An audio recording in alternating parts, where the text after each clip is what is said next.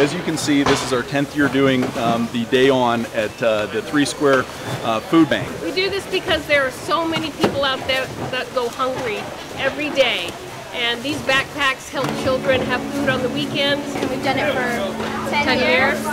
MLK Day means a lot to me because I come from a neighborhood, a background where we didn't have much. And it's organizations like this and 3 Square that provided for my family, so it's my way of giving back.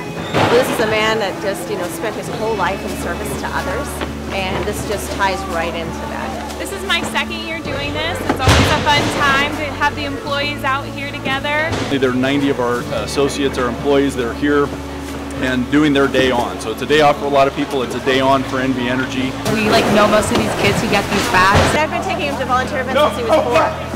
Oh, this is so much fun. It's such a team effort, and we're always beating our record. We packed 6,300 backpacks last year. We're going to break that record this year. Helping others who can't help themselves. I see this as not as an obligation, but as an honor to come and do this.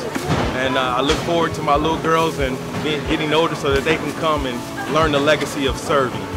All right, you guys actually packed 6,325 bags.